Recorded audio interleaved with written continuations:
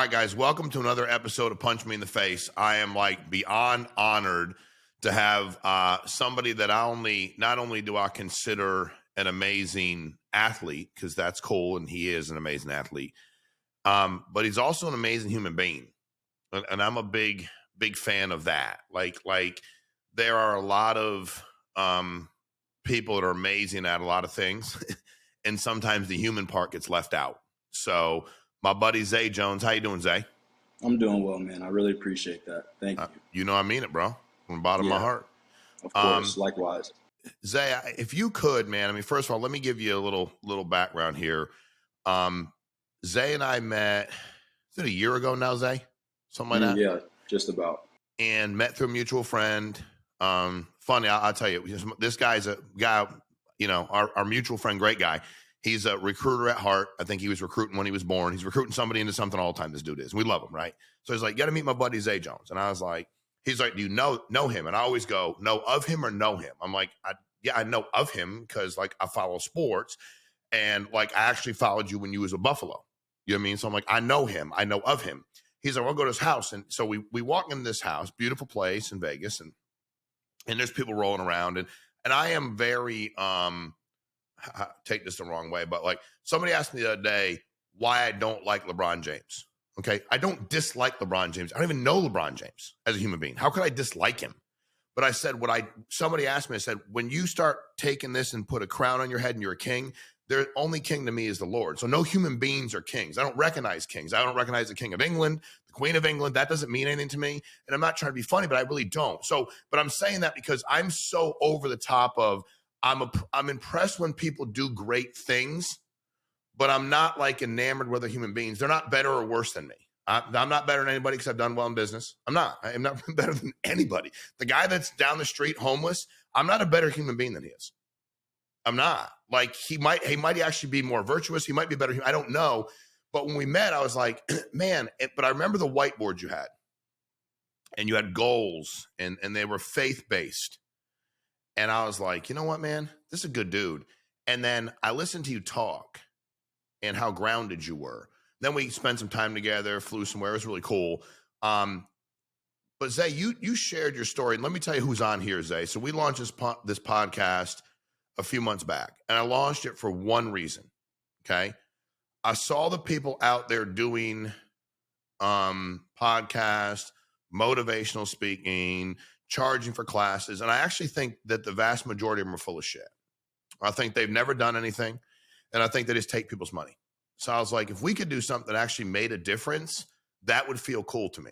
And there's a lot of people out there that are trying to change their situation. And I happen to be blessed with being really effed up. So I can tell you the things I've been through and try to help you avoid some of those pitfalls. So Zay, can you walk everybody through, just your background, man? I mean, growing up, how you ended up in the league. It's not the path a lot of dudes took. And I think people need to hear, if there's anybody that's been punched in the face and kept getting back up, at least athletically, it was you. And now I'll say this, and I do follow the league. You're one of the best at your position today. I mean, you're unbelievable doing things you've done. So can you walk us through, like, growing up, what that looked like and what led you to where you are today athletically? And I want to talk about some other stuff. Yeah, absolutely, for sure. I grew up in Austin, Texas. 2 parents, same household. Robert and Manisha, unbelievable to my growth and my development as a person and player. I have 2 brothers and 3 sisters. My father played in the league for 10 years. My mom competed in sports in high school and a little bit of college. But it was all surrounded by the game of football. Loved the game of football. I grew up with a football in my hands. It's just competitive video games with my brothers. Even with my sisters, we were just all so competitive. Long story short, my older brother, Caleb, he was a really highly recruited athlete, offers from everyone. And I wanted to be like him. I wanted to be like my older brother, but that's not how the cards were dealt for me. I was slow growth spurt. Didn't get really a lot of college attention at all. One school offered me East Carolina. So you're in high school. You're playing football. You're a wide receiver? Yeah, I Okay. played a combination. I started at running back, then Yeah. transitioned to wide receiver. I actually got beat out at running back You in got high beat out at school. running back in high school. Yeah, Okay. Went to wide receiver. Did you play defense too or no? I played a little bit of defense. I played some cornerback, but I didn't start at that position. What that means for somebody like him, that means like when it's 3rd and 15 and it's 14-14 and we want to, hey, Zay, you got to go to corner because the other guy, he's got like 100. Just so you know, when you're that good, that's how they do you right there. So they put him in. So you're in high school, you get beat out at running back, you're playing some wide receiver. When you're sophomore, junior, you're telling me you have no legitimate Division I offer sophomore, junior year. Like, No, I didn't at all. None. It took to my senior year to get one. And you got East Carolina. How did that come to fruition? Because you had none. Like, how did you get that offer? Sure. So my father also went to East Carolina. It had been months on end where I haven't received any college attention at all. We're sitting at a local restaurant there, or I don't know if Papado's is the chain, but we're sitting at Papado's, and my dad's like, "Hey, why don't we send your film to ECU and see what they say?" In my mind, as a young kid growing up in Austin, Texas, North Carolina was so far fetched to me. Like ECU, I wanted to stay in the realm of Texas football.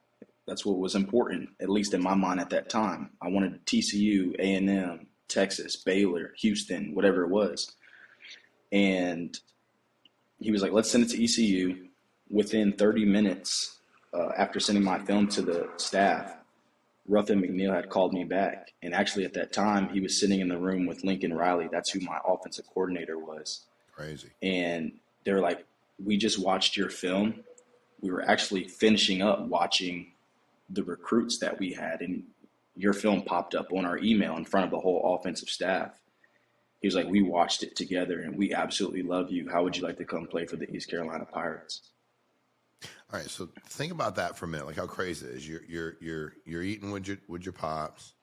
He says, let's send some film. Like, sure, God is great. Because unbelievable. You don't send that film, football could have been over. It could have looked a lot differently for me. Correct. A huge testament to the Lord and what he's done in my life. My favorite quality about God is that he's a redeemer. Yeah. And sometimes it always feels like it's down to the last second or down to the last minute. That's a testament of your faith in sticking with him. And it's not just about the blessings too, like those are great things. But in particular, at this moment, he had blessed me with that opportunity. And I didn't even see it coming. I was just going to dinner with my family, like how we always do. The Jones family always ate together. We weren't allowed to take our food and eat in separate rooms when we went to restaurants together. So I was just doing my routine stuff with my family. And I remember feeling very defeated. My dad's a 3-time Super Bowl champ. My older brother has all of these offers, and that human part of me wanted to do what they were doing and put my name up there with theirs, and I didn't feel like I had that opportunity, but the Lord had provided an opportunity for it. Let me ask this, and I because to me, I'm trying to put this together, right? Like you get somebody that, and I understand you're a late bloomer, I get that, but it would have been really easy, I believe, to blame everybody but yourself. That makes sense. I mean, like, listen, you knew you could play, right? Sitting at that dinner table before you sent your video, you believed you were a high Division I prospect, correct? In your mind? Absolutely. Zay Jones could go to Texas and play. Zay Jones could go to A&M. That's how you felt, right? Yeah, it was. But do you understand, like, what most people do in life, and I've seen it, and I've done it, is you go like, but this is the reason I'm not doing it. This guy, that guy, this guy shouldn't have beat me. And you stay grounded, right? Because that doesn't seem to be in your DNA. You just seem to keep working harder. So go ahead. I'm sorry. No, I was just saying there were moments where I wanted to say it's the coaches. Yeah. And there were definitely those moments, but my ambition and drive to want to play at the next level far outweighed making that excuse. Like, that ultimately didn't matter because I was like, if I just get a shot, that's all that matters. Well, it would have gotten you nowhere, right? That negativity would have accomplished nothing. and it Yeah, would have been maybe instant gratification for 12 minutes. It also comes that's testament to your mom and your dad too, with the way they yeah, raised you, because you weren't sitting at absolutely. dinner MFing everybody. You were Yeah, just breaking bread, being with family, loving the Lord, and figuring out what can happen, right? So you go to ECU. You're not highly recruited. You go there your yeah. freshman year. What are you expecting when you get there? Are you expecting I'm going to start? Like, what was your expectations of what actually happened when you got there? So coming into ECU, I didn't know a whole lot about the program. I had known things from what my father had told me, but things had changed, and so I come into this university. I'm like, I'm going to be one of the best to play here, but it didn't start out handed to me or in a position. I just went into my summer workouts. And usually what happens is, Sean, you have the freshman group that works out, and then you have the guys that have already been there. It's kind of separated. At least that was my experience. And I had started training, and me and one other player, his name is Davon Grayson. Shout out Davon. We were excelling in our workouts, and Jeff Connors, our strength coach, had asked us to come work with the older group. We were the only two freshmen to be asked to come work with the older group. I remember doing a track workout. It was like a ladder workout, which means you run like 100, 200, 300, 400, 400, 300, 200, 100. We get like maybe it depends on the distance. I can't remember the exact times, but like, yeah, it's not a whole lot. It's like a minute, maybe minute 30. You know what I'm saying? It's a difficult workout. And me and Davon, a week into being freshmen at college, we led that group. And I remember the older guys trying to tell us to slow down, or they're trying to show off. They got fresh legs. I remember those things going on. And I remember the looks that some of them gave us. Not everyone was like that, but you can hear it. And me and Davon, we just had kind of made a pact. We're like, hey, like, we were roommates. We're going to work hard. We're going to wake up early. We're going to do the extra. And we stayed on that course and that path. So Davon was a super talented kid. He actually was starting at X receiver. And for those who don't know, X is one of the primary receivers at the age of 17 as a freshman. I still had time to grow and develop, and there were players in front of me. So I went into training camp, fourth on the depth chart, and the fifth game of the season is when I got my official first start, and I didn't lose my starting spot until then. That's an amazing story. I mean, and I think there's so many things to be learned from everybody and how they translate into life. But I think, Zay, what's crazy is, you know, and weirdly enough, like you think about what everybody goes to, right? Because everybody has that group of people. Yeah, You know, you're overachieving, you're kissing ass, you're sucking up. Why are you doing that?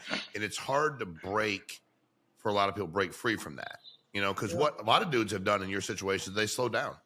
yeah, They're like, dude, I ain't trying. And at the end of the day, don't apologize to anybody. Listen, we ain't going to play in the league. We got it. Most of us, we're good. But we are playing for our lives with our families.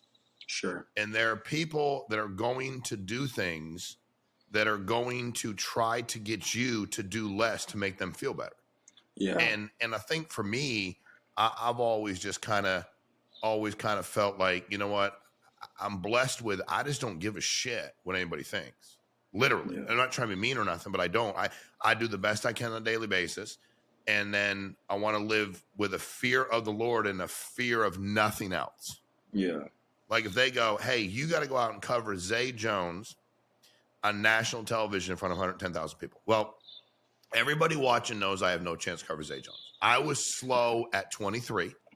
I'm slower at 50. I don't even know if I get close enough to hold him. Now, if I can hold him, I'm going to hold that motherfucker as long yeah, as I can, yank him down. I'll fight like a dog. But, dude, all I can do is give my best shot. yeah, And the next day I get memes and they go, look at it. And I just laugh at myself because I'm like, dude, I understand that happened, right? But, guys, that's an amazing life lesson with what you went through. So never lost your spot again. yeah. When did you realize, man, I'm going to play in the league? Like, I know you wanted to. I know you believe in yourself. But when did you legitimately go, dude, I'm legitimately in NFL, like a legit NFL product? Because for those of you who don't know, that's a funny thing. I was reading this book the other day, and it hit me when the guy said it. and he was talking about sports, and he was talking like when you play baseball in high school, Zay, dude, you don't like. There's a lot of options to play as you move on. And there's also a lot of options to continue to get drafted, right? And then when you play basketball, there's tons of professional leagues. Tons of dudes go overseas. I mean, tons of them get paid pretty well, right? Yeah. And I think in football, what's weird is the majority of people you sit in the locker room at Thanksgiving Day with, like, they ain't never going to play football again. There's no recreational football leagues. You don't put your pads on at 37 and go knock people out. Like, you got to give the game up. And I think when you see how many guys actually get drafted to be in the league, and then you know better than I do, but I don't see a bunch of these leagues everywhere like they do in hoops. Like, you can just go play professionally in Italy and Greece and Ireland. I mean, I just don't see it, right? Yeah. When did you know, man, I get a legitimate chance to play on Sundays and I might play for a while? When did that hit home for you? So I always envisioned myself playing in the league. I didn't ever not envision myself playing in the league. I always had the confidence, I guess maybe a little bit of the arrogance to say I'm going to, but knew the chances and the reality of I maybe won't. And so in college, it just simply started it was levels for me. My focus wasn't so dead set on the NFL that I didn't miss the present. I wanted to be dominant at each level I was in college. In my freshman year, I didn't think I was going to do the things I did in my senior year. I just had to handle my freshman year. It took until my junior season, we were playing against Florida, and Florida was loaded with talent at this point. I could go down the list and name all the players of like Vernon Hargraves, Brian Poole. They had all of these. I remember DBs. that team. I used to bet on Quincy them a lot. Wilson, Jalen Tabor. Yeah. They had so many guys, and I remember feeling going into the swamp. I was like, this is a moment on a national stage, which people at the time, and maybe still do, view ECU as nothing. But I was like, they're going to remember me coming out of this game. That was my mindset. And I went into that game, I had like 114 yards, 14 catches, and a touchdown, and, it was a last-second loss. And I remember so many people came up to me, and they were like, you did amazing, you did great, you did this. And I had known I did, though. But one thing that maybe they thought they were doing was validating what I thought, but that was already determined for me. And I just kept working my way up. Virginia Tech, North Carolina, stacking these games. And we get to the end of my junior season, and they're like, you have a shot to go to the league, fourth or fifth round. And I'm like, no, I'm coming back because I know my potential of first and second. So that was your junior year. That was my junior year. When you're like, when they were saying you can get drafted, you be fourth or fifth. Like you said, I'm fourth coming or back fifth, to ECU because I don't want to go out that way. It was almost like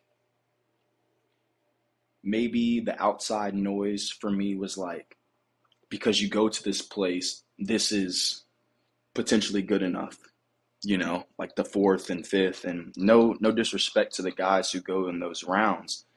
It's just your mindset of like, no, I can push this thing further. And I want to do absolutely more here. So going into my senior year, Jon, before the season, I had set a list of goals. I said that I want to win a championship, be an All-American, win the Biletnikoff. And for those who don't know, the Biletnikoff is the best receiver in college football for that year. I wanted 150 catches. I wanted 1,500 yards, and I wanted 10 touchdowns. Well, by the grace of God, I was able to achieve the majority of those things. I wasn't first-team All-American. I was a Biletnikoff finalist. I caught 158 passes for 1,700 yards and like 9 touchdowns. And when I was putting that vision out there and I was speaking on it and I was working my ass off towards it, that's when I was like, I can play in the NFL and I can play well. And I think about the goals and what you speak into existence and the things you talk about. And also I love goals. I don't know. I've always said this to people: your goals ain't high enough if you hit them all the time. You know, you go, here's everything I like to do, man. I hit most of them. What a hell of a year, but I hit most of them, right? So you do that your senior year, hell of a senior year. And by the way, it's funny you said about ECU because I used to think that, and I did. And I'm not saying it's because you're on, but dude, Yeah. you all have changed the trajectory of that university over the course of time. Yeah. I think people tend not to sleep on them anymore. Matter of fact, didn't their coach? No, that was Coastal. I think I was trying to figure out which their coaches left or whatever. But you look at what you achieved your senior year. So you going in, you felt obviously who did you talk to the most about that decision when you said I'm coming back? Was it your dad? Was it like who was weighing in? If there's one person's advice, you're like, man, I'll listen to a few, or I'll listen to none, but there's one person. Who'd you have the most dialogue with about your career? Who was that? It would definitely be my dad. What was your dad's take on coming back? Was your dad like, I get it? No, he fully supported it. Got it. He fully supported it. My dad is an unbelievable man. Yeah. The character that he has, his story is incredible as well. His faith, but just his knowledge, especially because he's played the game at the highest level. He's really helped shape and navigate the path that I should go. But he's allowed me to take my own steps and make my own mistakes. And I think that's just what has made him such a great father. And in fairness, say, it's funny. And it's a lot of people didn't have that were in the position you're in. A lot of people in general don't have it, life, right? But they don't have that. And I think, correct me if I'm wrong, but I've talked to a lot of people that were pushed very much the other way. We're like, dude, I actually kind of like really wasn't like I thought I could do better, but I needed to get out and provide for so many people. I had so much pressure. I needed to go like now, whether I was ready or not. And I love the way you talk about your parents and your mom. I mean, your mom, your dad, your entire family. So you get the draft is when did you first figure out where you were projected to go? Like, how's that work? Like, obviously you're in close. When did you first get an idea of this is where I might go in this range? Who told you that and what was the range? So there was a lot of buzz towards me because I had broken 2 NCAA records, like all-time career receptions leader and all-time catches in a season in NCAA history, yeah. And I was moving into combine, and one of the things that scouts were still, I think, anticipating to see was how would I compete against the bigger name schools and how well I would run. And I was projected to run a high 4.5 or 4.6. And for those who are watching, that's just your 40 time that they time between a 40-yard sprint. And I went in there and I blazed a 4.45. And that was really impressive to the scouts because I was 6'2", 203, running that fast. Was that your fastest you'd ever run? Laser time, yes. Yeah. And laser time is different than, a handheld time. There's 2 different things. But just the pressure of the combine and what it brings and running in front of those eyes, I was the only representative from my school. And when I looked around, you had a lot of guys from Alabama, a lot of guys from Florida, Clemson, South Carolina, whatever the case was. And I remember being there in that moment, Sean, and being like, I am so proud to represent my school at this stage, because not many of us had gotten that opportunity to. But I go in there, I do well. My pro day, a lot of teams come, and, I have a really, really solid showing at pro day. I killed it. I did well. I think Mel Kiper was the first person to put me in the first round. A lot of talks are like first to second now. And that's just kind of where my buzz was. And then I talked to teams such as the Los Angeles Rams at the time, which I thought was going to be the team that was going to draft me, actually. Did a private workout with them, Sean McVay, all of their staff. And they were really adamant on taking me in the first round. And then when it came to, they only had one pick in the second round, but it was like essentially their first round.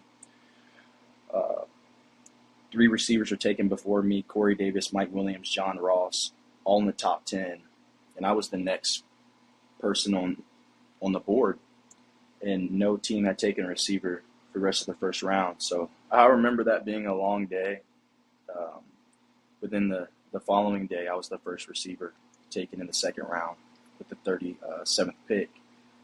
The Buffalo Bills had actually traded up to Los Angeles Rams pick, so that's how I ended up in Buffalo. Wow. So you get drafted by Buffalo. Yeah.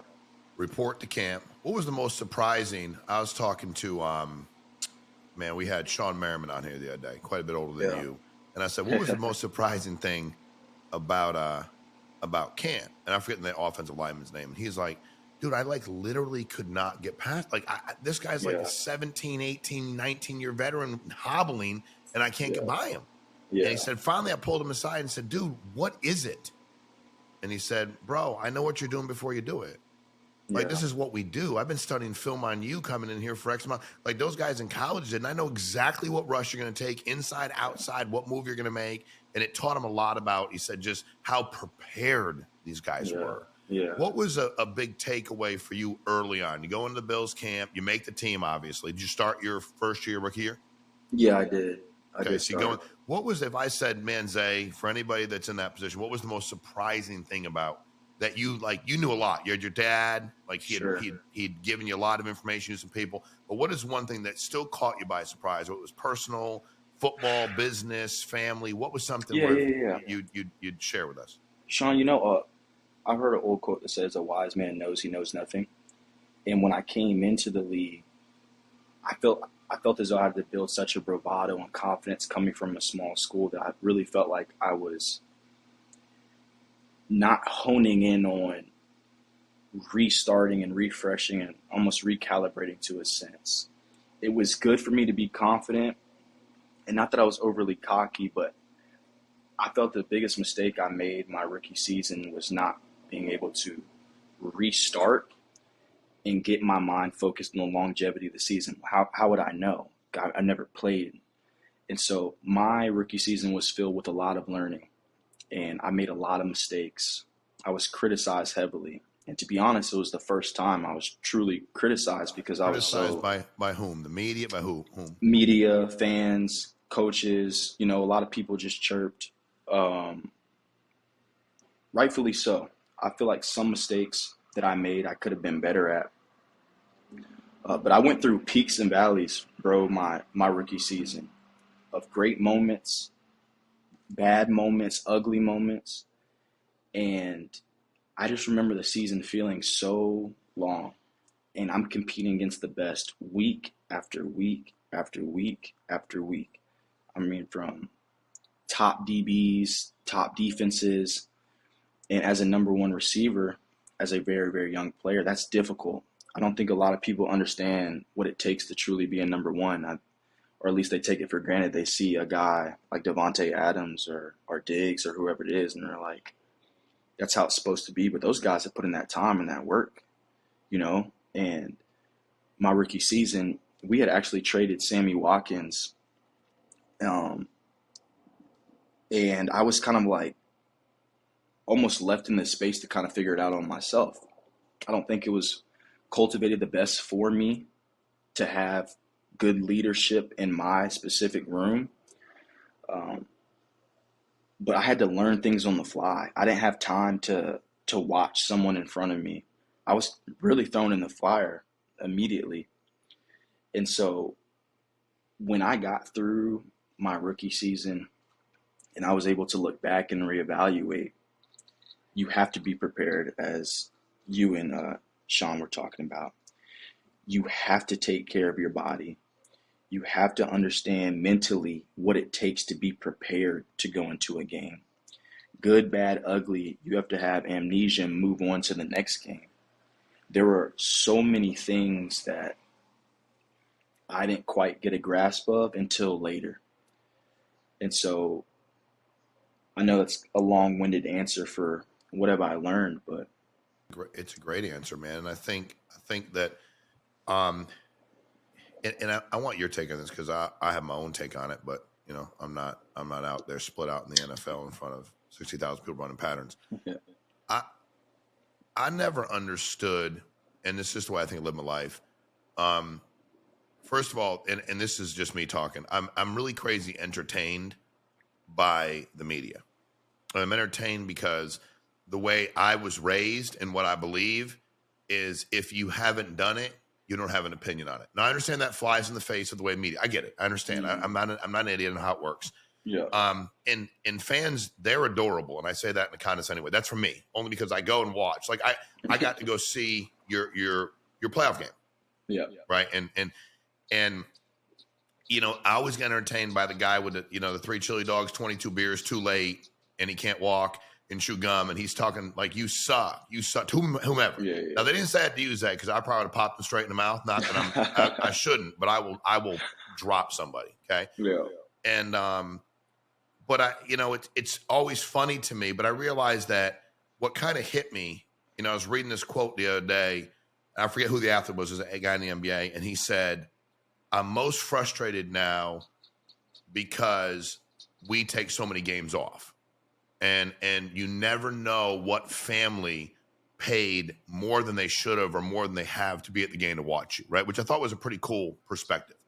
That does not give the fan the right to, if I was at my job at UPS delivering packages and you came out and screamed at me that I sucked, I don't give a shit if you're 6'2" or not.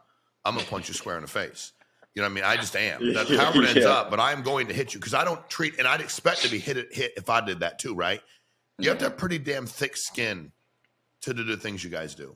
Because and athletes, in my opinion, at a high level, you actually are, in my opinion, some of the most controlled from an emotional standpoint human beings I've seen, because you're asked to deal with things that other people aren't asked to deal with. Yeah. In any other realm of life, if anybody said that, I mean, you go to watch a bull rider, you paid, dude, they don't scream at them that they suck.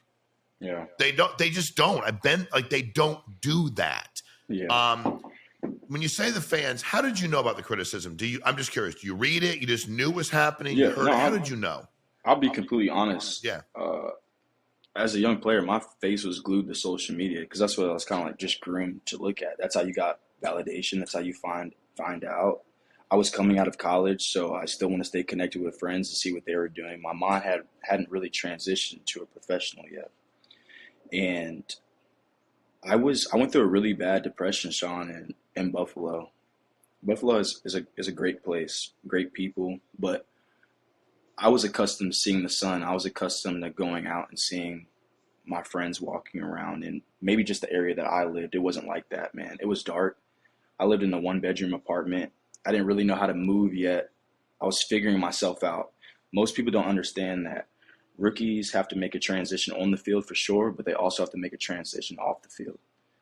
And I felt like a lot of people knew who I was or had an idea, like this guy looks a little bit different walking around Buffalo, let's be honest. And I was always paranoid about my performance, or if they saw my performance, and just every time I got on Twitter or Instagram, it was like, you're not doing this for my fantasy, or you know what I'm saying? Like I'm just in the store grabbing peanut butter and jelly. And you're what, 18 years old, 19? I'm sorry, you graduated college. You're 21, 22? I was 21 at the time. Yeah, 21. Yeah, 20. So you're in the store grabbing So what? I'll just be like grabbing peanut butter and jellies because I don't know how to cook, man. And like, I would get heckled by people, or people would, yeah, just your day. Like, what are you gonna do this week? Are you gonna catch the ball this week? I'd or be something like, like hey, that? fuck you. I'm gonna smack you in your fucking mouth, bitch. That's not a good response. But I'm just saying that's what I would say. That's how much better you are a human being than me. I'm sorry. Yeah, no, it was just learning, man. Like, there's so many eyes on you. People are gonna watch you. Fans are gonna tweet. They're gonna say what they're gonna say.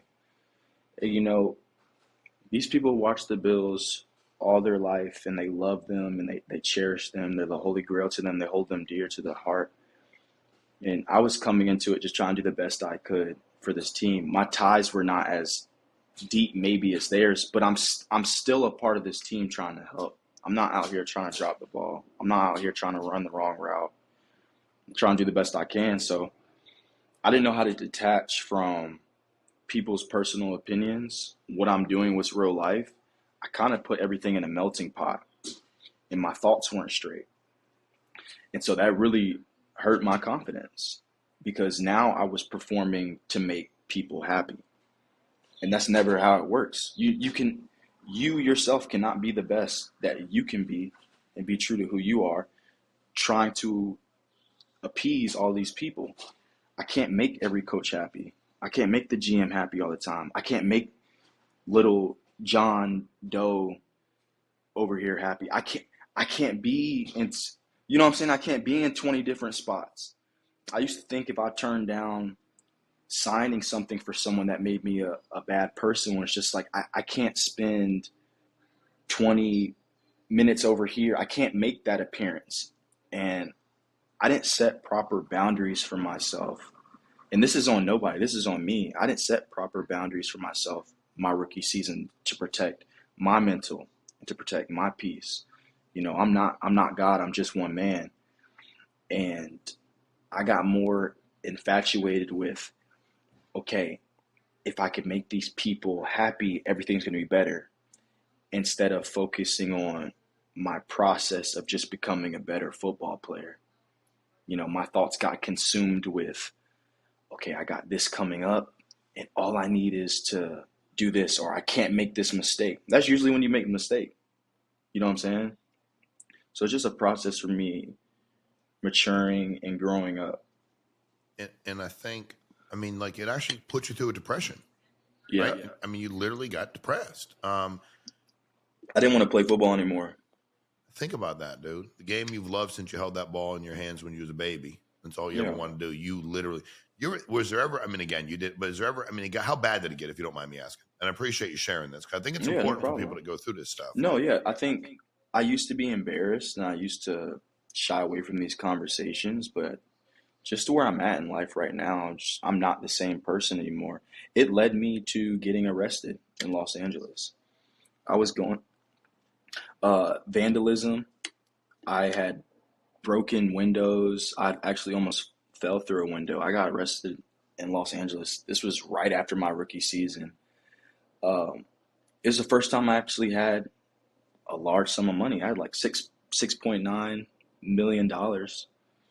And I was so bogged down by the season that I wanted it to just stop, to get a break, that I abused that when I did got free time. I was around people I shouldn't have been around. I was trying stuff I shouldn't have been trying. I was places that I wasn't raised to do that. You know what I'm saying? And I felt a lot of pressure from family, friends to do things, to give. And I wanted something for myself. I wanted to do what I wanted to do. But I wasn't being led right. And that led me to getting arrested. Yeah. How did Buffalo, you went through that, appreciate your transparency and appreciate you sharing it. How did Buffalo respond to the incident in LA, you getting arrested? So I think they were highly disappointed in me, rightfully so. I think their perception had changed about me, maybe. Like, we know that he's a good kid, but it's also a business, right? And I represented something larger than just myself. I didn't put on a good display of the character that they require, the sort of face that they require, because these people have invested a lot in me. And those are not things that you think about when you're trying to have a night of fun and it goes wrong. You're not thinking about that these owners, these coaches, this staff have dedicated this time. Those are things I had to learn. So I think they were highly disappointed, and it led to more so a different role for me on the field. I'm grateful they gave me another chance to come back. I have to give credit where credit is due. But I think internally I was still, now I'm trying to prove myself again in that aspect of like, I have to work my way back into their good grace and their good favor. And that was hard to recover from. So how many years you play with Buffalo? I played like 2.5 years. 2.5 years. So you ended up going from 2 years and some change. Buffalo to the Raiders. Yep. How did that happen? Walk us through that. So I had a better second season where I led the team in, I believe, catches, yards, and touchdowns, if I'm not mistaken, are pretty close. I had 7 touchdowns. I was finally happy that, like, you know what, I'm getting the hang of this thing. I made my mistake. I'm growing. I'm learning from it. I just need time. And I get a call my third season from a GM, ask me how am I doing, what's going on, how can we help? We're moving some guys in because the playing time was getting a little different for me. I didn't want to take a step back. I didn't want to digress. I wanted to keep moving forward, and I didn't really feel like I was in a position to keep showing what I could do. I felt like they had brought players in to help me, but that wasn't the case. I believe they had already made other plans, and after that call, he called me back, and him and the head coach were on the phone, and they were like, we're going to trade you to the Oakland Raiders. This is the first time I'd ever been traded, and it came out of the blue because I wanted to be in Buffalo. I wanted to be there to help that team. I wanted to prove myself. And that call happened at 10 p.m. I was on a flight at 6 a.m. headed to Oakland, California. That happened at 10 p.m.? Yeah. You had no idea before 10 p.m. you're getting traded. And the next morning by 6 a.m. So you got to pack up your entire life in a couple hours. Dude, I'm talking about I had one bag, maybe in a toothbrush, because I had to get out there. I think that's the thing that people don't understand too, is like your life is uprooted when you're traded or, when you're cut. And this is the profession that we've decided to join, but I don't think you quite understand what that is until you've experienced it. And so I'm like, dude, my cars, my house, like where am I going to live? My life. How does my life? This is my life. Yeah, my life. Yeah. So you fly out to Oakland. Yeah, I fly out to Oakland. Who meets you when you get off the plane? Who did meet me? I believe his name was Joe. Met me. Good guy. Great beard. Yeah, staff guy. Looked in football ops. He drove me straight to the hospital because I had to do, or the doctor's office. I had to do all my medical stuff. So I sit in the hospital for about 2 hours. They're checking my knees, my ankles, every injury I had, because that process starts all over. You're now on a new team. Their medical staff has to do. And what if there was a problem that they said, what happened, like trades off, or like what if they found something that was worse than they anticipated? Yeah.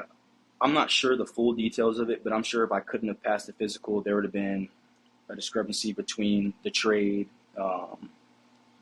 being medically clear, but everything was good and solid on me. So that trade had gone through. I'm not sure the entire ins and outs of how that would have transpired. So you were good, got good. When I was good. When did you tell us about? Because you told me, you shared this with me about when did you first meet Gruden? So I go straight from the medical staff into my wide receivers coach room. Edgar Bennett at the time, great man, unbelievable man. Still one of my favorite coaches to this day. We start going over the playbook instantly. Like, we're diving in at formations. This means this. Slot over here. This means this. And I hear this voice from down the hall. He goes, "Is that Zay Jones, man? How the hell are you?" And I knew instantly whose voice it was. It was Gruden's. So Gruden comes in. He gives me dap. This guy has these bloodshot eyes, like face flush. And I'm like, damn, what the hell is going on with Gruden? He's like, look, man, I've been up since 3 a.m. in the morning going over plays and trying to get you a part of this thing. You ready to go, man? We playing Lambeau this Sunday. You think you can play against the Packers? And what day of the week is this now? So this would have been Tuesday. This is a Tuesday, and you play in Green Bay on Sunday. Yeah, so this would have been, this was, I think, Tuesday or Wednesday, actually, and the game was Sunday. And so, like, I'm completely just mind blown. Uh, Gruden kind of shared some words with me. How he was excited for me to be there.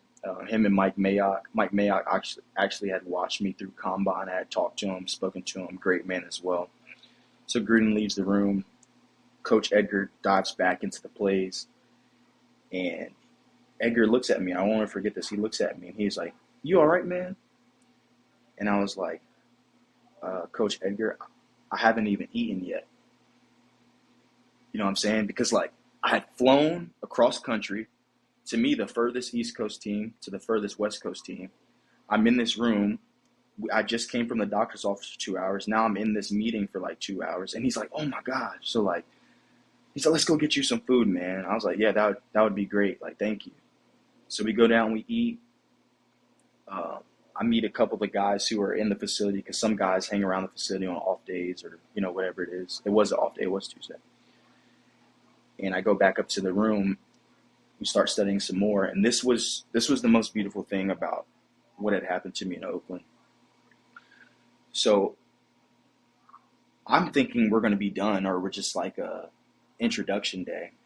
So after we get finished, Edgar's like, "Hey, let's go. We're going to go on the grass with Gruden and the OC, Greg Olson at the time. And we're going to do like a walkthrough." So I'm like, "Okay, yeah, all right." So we go out there. Gruden's fired up. Great energy. Clapping. "Come on, Zay Jones. We got bunch right, tight, rotate, da-da-da-da-da." He's calling off the plays. And I rattled them back to him every single time.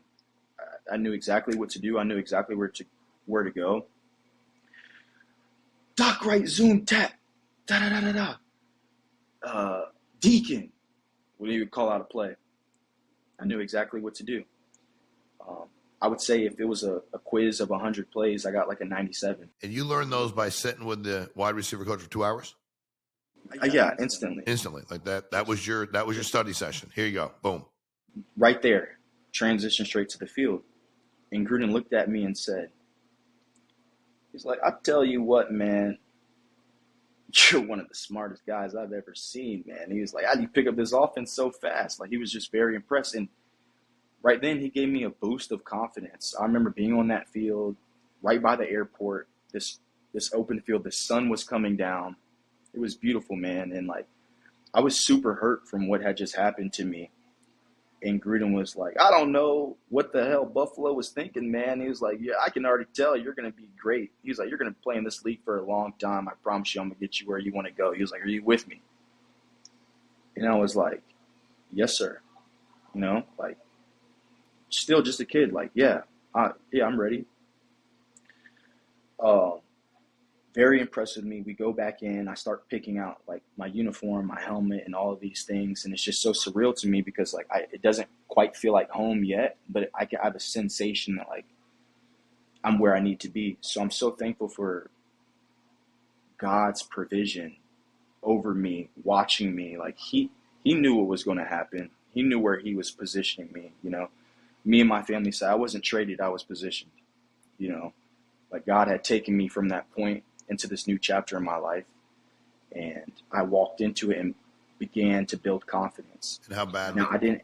And how badly you needed somebody to breathe life into you. Yeah, for sure. It's incredible when, I had admired Gruden for a long time, just being in a football realm, knowing who he was, hearing him speak on Monday Night Football and those things. And so for that man of that caliber to see me in a moment where I didn't really be seen. Stuff you didn't see in yourself. To tell you you're going to play that was beautiful. Tell you how smart you are. Tell you how much they screwed up by putting you on an airplane at 6 o'clock in the morning. Let me ask you something, man, because I and I think that I don't know, you talk about a redeemer, right? You talk about God being a redeemer. I think that your profession is the most judgmental, and I mean professional sports, judgmental profession that we have. End of story. There's no other job in America where if you look the wrong way, make a bad decision. I mean, if it's a bad decision, everybody's like, dude, that's so egregious that like we can't. But for the most part, dude, you don't get fired. You don't get ostracized. I don't believe anybody in the world should ever treat anybody differently based on the way they look. or their gender. I don't ever. I never will. I never have. But also, and if I want you to answer whatever you want to answer. Sure. This whole thing that went down with Gruden, like, am I wrong in the fact that he's really just now done with this game of football? And again, Zay, answer whatever you want to answer. Don't. I respect the hell out of you. I'm in a point where I feel as though I can speak what's true to be in my heart. I've never sensed any racism from Gruden. I've never sensed any unreasonable favoritism. Yes, he showed favoritism for players who played well. He would say it. But I'm talking about like actual to a human being. I've never felt as though he's discriminated against me. We had a gay player in Carl Nassib who was on our team, paid handsomely. Like maybe Carl's experience was different. You would have to ask him. But I didn't see anything like just because you're this, you're not going to be able to be in our locker room. Well, that was the exact opposite of what he displayed. If you're going to go through anyone's phone 7 years ago, 7 months ago, 7 weeks ago, I'm sure you could find something that someone would regret saying. And so the whole cancel thing, and maybe they'll cancel me for saying it. I'm like, I don't agree with it. I think that Gruden was a man that I have to stand behind because of what he did for me. I sat at Gruden's house after he had resigned. He's like, come on in, man, have food with me and Cindy. She made steaks, salad, and we talked hours on time. And for me, I'm like, why would a man come out of retirement to coach players if he hates the majority of these players? This guy just loves the game. Guy loves football. Like, eats, sleeps, breathes football. He's not even coaching anymore. I'm at his house. I'm like, Coach, what are you doing? He's like, man, I'm just drawing up cover zero beaters. You know, like, that's just how he is. So they can take, you know, his banners or his ring of honor or whatever they want to do, but they can't take the experience of how I encountered Gruden. And that's someone that I love dearly. Do I agree with everything that he said at the time? No. But do I think that defines him as a man? Come on. Like, I love Gruden and the man that he's been towards me. I think that's the key right there, Zay, right? Is one moment in time doesn't define you. I mean, if it does, then what's this whole faith thing about? Yeah. I'm saying like I'm no pastor and I'm no theology major, but me neither. But if we were supposed to be, if every mistake we made in life was supposed to be our judge, jury, and executioner, then why God send His Son to die? And I just like why would that even? Mm-hmm. I don't. You know, I don't know. It just saddens me across the board. I don't have to agree with a lot of what people. I also think if people say stuff about, like, if you said whatever about me, like, fine. Like, I don't know. I think we have to be real careful with the finality of what we say and who's in charge of making these decisions about people. I mean, I don't know. Not that I sat there and studied what they found, and I would agree with you in anybody's email, but found in his email. And even if I disagreed with almost all of it. I mean, I guess I'm just, that's why I ask you your experience, because you lived it, you know, for any of us to say we know it to be, because a lot of people that are saying he is this way, but they've never lived it. I'm also not saying he isn't. I didn't live it. You know what I mean? And I appreciate your perspective on that. For me, I just, you know, love the passion of who he is. I love the passion for football. I think it's a great game. I love that kind of excitement. I think we need more of that in life. And I'm not gonna. It's unfortunate that. And like I said, I think I always tell people, dude, I'm all good on you having an opinion, but as long as everybody can have the same opinion about you, if something happens, like I'm totally good. But if you know, all good. But if somebody goes, Tom said this, 20 years ago, 15, whatever happens to be, as long as you're cool judging yourself the way you judge everybody else. That's why I always tell people. I always told my kids growing up, I ain't judging nobody, and I don't want to be judged either. Yeah. So I'm just not by y'all. God got it. I'll have my judgment day. So you went through that. You're now in Jacksonville, and dude, what a season! Like what a season. Thank you. And it's funny because you and I chatted before the season, and you just were really optimistic. You were like, Yeah. you were just really, really optimistic. Um, why were you so optimistic early on, even before y'all got rolling? I think you were doing like the rotations, your workouts, and you just seemed pretty upbeat about what y'all might be able to do. Why were you so Yeah. optimistic? And why, dude, how was that run so magical? Like, I mean, I don't even know how y'all ended up in the playoffs except for winning all those games, but walk us through that, dude, because it's pretty cool to watch. I was optimistic because of, I think, my past experience and where I see God has always provided. And I didn't want my chapter to close in Las Vegas. I had a lot of special memories there. But unfortunately, a new staff had came in and it was time for me to move on. And I knew that feeling that I had with Buffalo to Las Vegas. And so I wanted to be a better man than I was last time. And I said to myself, if I can go in this thing with the right attitude and be the best I can, it's going to be a great experience. And I like the team that we were building in Jax, man, like with Christian, Evan, and those guys, some of my teammates who are currently on the Jags team. I was like, this is going to be a special moment for me to go and excel and really display who I want because I'm wanted by them. They're paying me well to come play down there because they want me.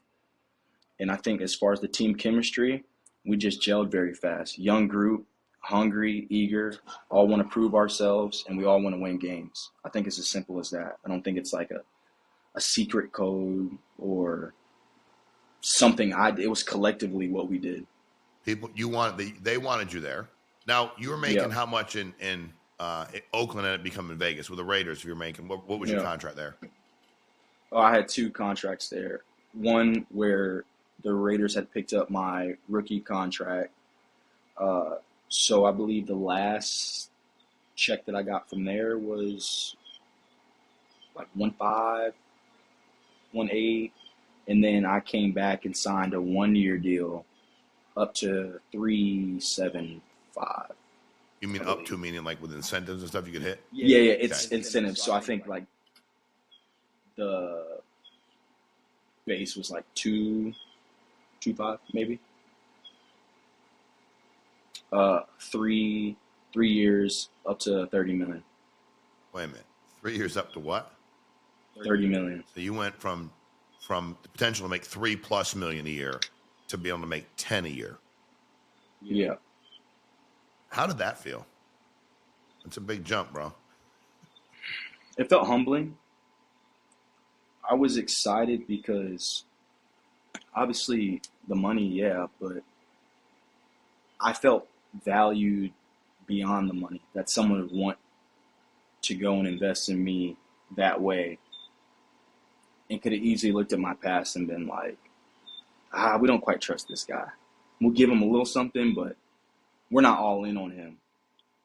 And that solidified to me that they were, and gave me great guaranteed money. And so I was just humbled and grateful for that, like financial security for my family and handled right. Then the next generation, just the love that I got from this team was just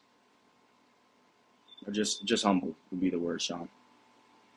You had a lot of love and a lot of humility, which is why you won a lot of games. So you go through the season, you all make the postseason. When's the last time Jacksonville hosted a playoff game prior to y'all? That's a good question. Was it? No, it's 2017.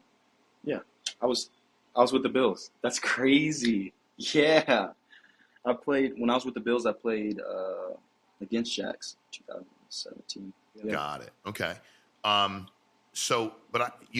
Was it your second playoff game when Trevor had how many interceptions the first half? Yes, that was against that was the first. I think the games get confusing to me because Tennessee, the last regular season game, was like a playoff game for us. Yeah. So okay, that's right. That's where I was at. It wasn't a playoff game. Yeah. Yeah, it would have been the first. It was the Chargers. First one. I think he had 4. So walk us through halftime. He throws 4 picks. He's a stud. I mean, you're a huge fan. He's awesome to watch. Bro, he's so cool. So he's okay. So he threw Cool, 4 calm, picks collected. in the first half, and he's in the locker room like what at halftime? He's that cool. He's that calm. He's that collected. He's chill. Like, he's not panicking. He's himself. Very poised. He's not like outwardly spoken where he's like yelling, or he encourages in his own way. Like, hey, this is what we need to do. But his poise and his confidence is so advanced for his age that he had something that I didn't at that age. At 23, the way he's able to just dissect what's going on. Okay, what's actually happening? What's actually going on? Like, removing the curtain of the facade of like these narratives being awesome kid, man. Like, awesome dude, awesome man. But the locker room was very poised. Now, I would be lying to you if I said we're coming back from 27-0. I wasn't like, oh, the game's over. Because as a professional, that's not how you think. You have to just put one foot in front of the other. You still have a job to do. These people have paid to come watch a game. But it's fair enough to say you had started on some level to accept the fact that I'm going to play my ass off in the second half. But regardless of what we do, we're probably going to come out on the wrong end of this game, win or lose. I mean, but I'm going to play my ass off. But I ain't going to bet my $10 million salary on the fact that we're going to come back and win this game 27-0. No. Was that one of the craziest halves of football you ever played in? Second half? Absolutely. Really? Absolutely. Yeah. I've never been a part of anything like that before. When did you go like, damn, this is a game? Like, damn, what part? I mean, I know it's like you'll play a lot of football this year, but when was that part where you're like, dude, this is like, we might win this thing? After I scored. Yeah. When I scored, it was 20-30, I believe. Yeah. Because we had just kind of hit a little stride. We had gotten a little momentum. And then whenever you get those big passes for like 40, 50, 60 yards down the field or whatever, it just does something. Like, that explosive type play, I think, just really lights up a crowd. So whether that would have came from me or Christian or someone else, which, it was me, I felt a shift in like, we can do this. It was amazing to watch. I mean, I watched on TV from a long way away, but it was freaking amazing to watch. I was really happy. It was amazing to be a part of. I can imagine, dude. I was happy for you, bro. Thank you. So, you're in a really good place, emotionally, mentally, spiritually, football wise. You're in a good place. I'm sure you're all pretty optimistic about this upcoming season. I would assume you feel real good about that, and I'm pulling for you like crazy. Talk to me about what else, and I, a lot of times we do these podcasts after I'm just being honest, after like 38 minutes, I'm like, dude, I don't know what else to ask this guy. I could interview for 5 hours. You walk us through, because I think you're becoming a businessman. Fair enough. Like, you're looking to become a businessman. Give everybody, we're going to close with this, Zay, and I crazy appreciate your time. We have a lot of folks that are either they're working their job and they're doing something else on the side. 75% of people nowadays, depending on what survey you read, they state that they need a second source of income to live their way. That could be anything. It could be they're on doing something online, they're driving Uber, whatever it is they're doing something else to help supplement their income. What is it that you're like, as you look at Zay Jones, the football player, and now Zay Jones, the current and future businessman, what are some things you've already learned that you're going to have to do to be successful in that world? So I'm glad you asked me. What I've learned is, why can't I apply the same things I did in football to the business world? And what I mean by that is, I realized I always had someone I looked up to on the football field who I wanted to play like. Whether it was Calvin Johnson as a receiver, or when I played running back, it was Reggie Bush, whatever it is. And I try to model my game after them. So now I'm trying to do something very similar in the business world. Who do I want my models to be? Who is doing it well that I can look at? You're one of those people. I got some more people that of course, bro, like, your determination, your ambition, the way that you're a go-getter. I mean, you stand up for yourself. You're firm in the things that you believe in. I'm not going to say they're all right, but you know what? At least you stand for something, you believe for something. You're not fickle and you don't waver. That's something that I really have seen from you that I'm like, that's the type of man I can also be. Learning where to put my money, learning how to make it grow. I won't sit up here and lie to you. I'm not a huge stock market or don't know incredibly too much because my life has been consumed and involved with what I do. But as I'm getting older and understanding, like, my money can be making money for me, where do I need to put it, right? And so I'm just trying to gravitate towards people who they're me in another realm. They're playing their NFL, because I'm the rookie, I'm the young kid watching. So that's where my mindset is at. Getting around great people, people who support me, people who love me, people I can trust, and ultimately people I can make some money with. That's where my mindset right now is. Well, I love that. Speaking of Calvin Johnson, he works with us at insurance thing we work in at Fan First Life, which is kind of small world, right? He's Calvin's a beast, man. I'm telling you. Him and Rob Sims, they're great. They're great people that work with us. He looks like he can still go play, Calvin. Good Lord. Like he cut it short. Dude. I mean, but I'm telling you what, I look at him right now, I'm like, he could put the pads on tomorrow. But I think that's huge too, because a lot of folks, when you have success in one aspect of your life, and I could argue, Zay, you've had a ton of success. Sometimes people they give up the ability to be mentored or give up the ability to seek out information. We were talking about something recently. I'm like, dude, you're way too big financially to be messing in that kind of deal. Like, you're just too big. It's just like it's no different than if I go, hey, Zay, you want to come play flag football with us next Sunday with a bunch of drunk people? You're like, no, dude, I'm playing the league, right. Dude. I can't get hurt with you idiots. Yep. Like, I'm not mad at you, but I can't come hang out with y'all on a Sunday. I'll watch if you want because they'll entertain me, but I ain't run out there with you. One of you is going to trip, fall, get me. It's not going to happen. You have to think the same way in business, right? And you're starting to understand where you are in the world you live in financially, and it's okay, But I think a lot of folks just don't have that understanding. So, Zay, I'm gonna tell you what, man. I really, really, really appreciate you joining us on Punch Me in the Face. It's gonna help a lot of people out. It really is, man. Guys. If you've not, you know of him, I'm sure you got a real good window into his heart and soul today, which I appreciate. And I appreciate for having the courage. Just talk about things, like you said, from your heart. Yeah, man. I mean, just like you're in that place and sharing what you went through, because there's a lot of folks out there, especially as men, and I learned this myself, like there's things I talk about today I wouldn't talk about back in the day. I just wouldn't. Sure. Because I was raised to show zero weakness ever, always. And talking about your heart is not weak. Talking about where you are is not weak. Talking about having depression and stuff is not weak. You know what I mean? I wouldn't even share about being sober back in the day. People are like, you want to drink? And I would just be like, no, I don't feel like it. Instead of going like, yeah, dude, I'd have a drink, except I'll have 27 of them. I like cocaine. I love to smoke crack. I mean, which is true, and freaking true. So you know what I mean? But I've been sober 22 years now, so I think it's sharing your missteps. And I appreciate what you said, because I don't always think what I stand for is necessary. And I might change my mind eventually, but when I'm standing for it, dude, I believe in it. And I believe in who I am and what I do. And I'm a huge, huge fan of yours. And I wish you nothing but the best in your career. And, I'll be up in Jacksonville watching you play. Your fans are crazy, dude. They crazy. Yeah, I love them, man. You have to, but they're there. But you know what else? And again, it was just that one game. And maybe my experience was tainted. Maybe it's not true. But, dude, even when the games were swinging the wrong way, they love y'all so much. And I'm not. Everybody's like, "Who's your team?" I'm like, me and my family.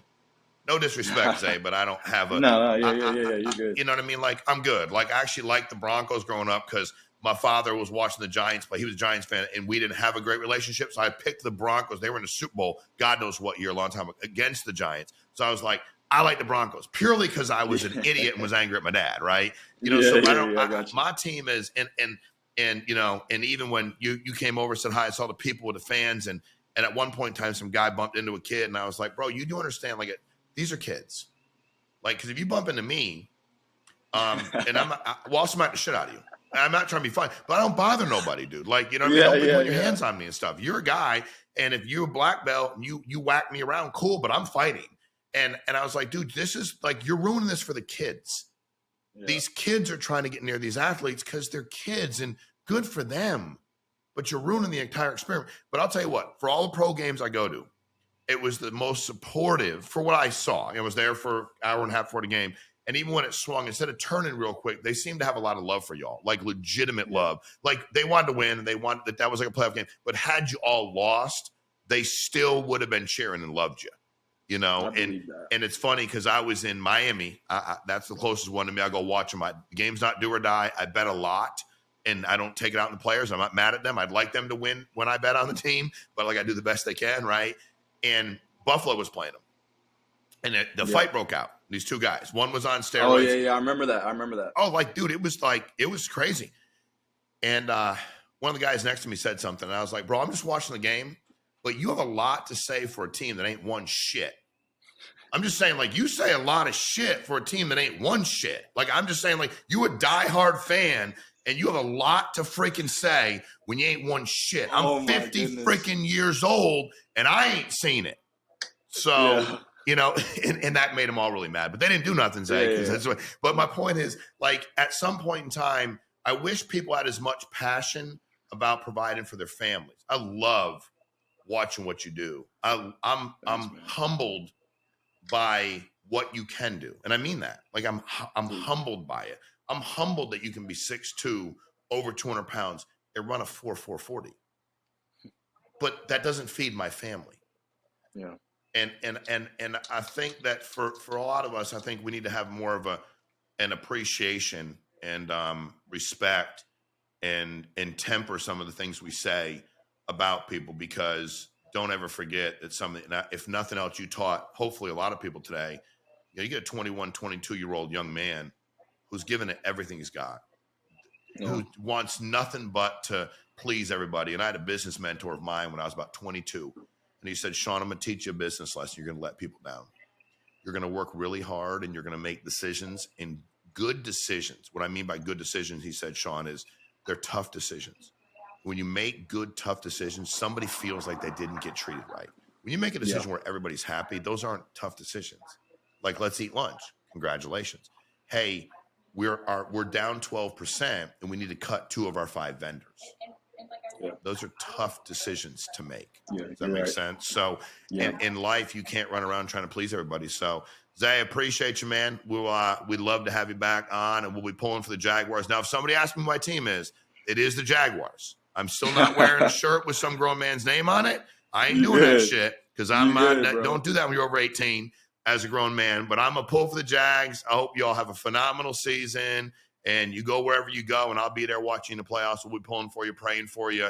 You're just a great human being, dude. And this is an hour and change of a validator of how good a dude you are. So you're one of the good guys, man. And anything I can do to help you out in business, dude, I'll steer you right. But put me in a room with them fools. They try and do something stupid, I'll flip that table over and end that meeting in about 37 seconds, man. Bro. Because I'll look out for you, brother. So I appreciate you so much, man. There's a lot of everyone wants to get their opinion out there. Everybody wants to talk. A lot of people have podcasts, but this is different. This is genuine. This is true. This is not for clickbait. This is for people. I think what you're doing is amazing. I genuinely mean that when I say that. I love being on here, brother. Can't wait to come back. Thank you for your time, my guy. Hey, thank you. I love you, brother. And have best of luck at everything. I'll see you soon. All right. Appreciate you. Appreciate you, dude. See you, man.